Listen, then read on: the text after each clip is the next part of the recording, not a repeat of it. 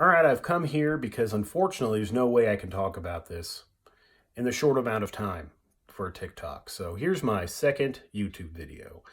So Amazon. Amazon is a great example of how people do not understand money, stock market, all of it, business, economy, modern economy, all of these things people prove are repeatedly shown to be incredibly ignorant when it comes to the topic of Amazon.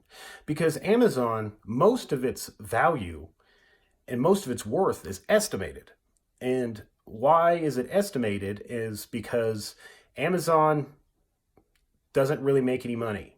And in fact, they were losing money for decades. Well, maybe not for decades, but at least a decade. They were losing money. They were not making money. They were not selling things at a profit.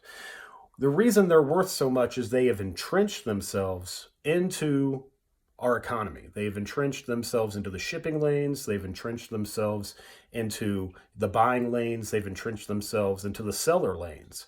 They've made themselves basically the Walmart of the internet through value pricing and what have you.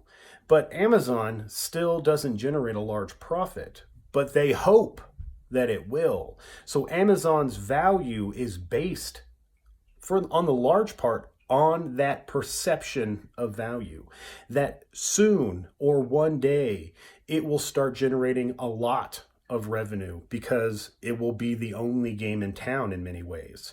Now, the real question is whether or not this happens. But many people tried to put up Bezos as, the world's richest man. I was like, yes, if his stock was actually worth what it is, he would be worth that much money because of the percentage of the company he owns. But if he ever tried to sell that stock, before he got done unloading the first $1 billion, his stock would be worthless because people would find out he was selling his stock, and it's kind of like Elon Musk. If Elon Musk started selling stock in a company he owned, everyone would get rid of it immediately because they would figure something was wrong without, because you can't do insider trading. You can't know anything. So if someone's getting rid of something, you have to assume there's a good reason for it. And people are just going to start unloading their stock and the company would become worthless quite instantly. But his value, and that's why when we talk about taxing wealth, I was like, are we going to tax the imaginary wealth of Jeff Bezos? Are we going to tax him like he actually has $77 billion or $2 trillion or whatever the amount of money is? Because he doesn't actually have it. We would literally put Amazon and Bezos out of business in a year of his first 1 or 2 tax bills of paying for something that he doesn't actually own.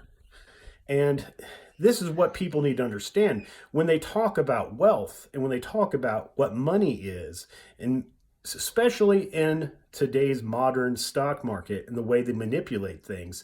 There are a ton of companies that they don't actually have real value. Their value is perceived, and their value is given to them by outsiders who believe that there's the potential for value, like Twitter. Twitter is basically a valueless company.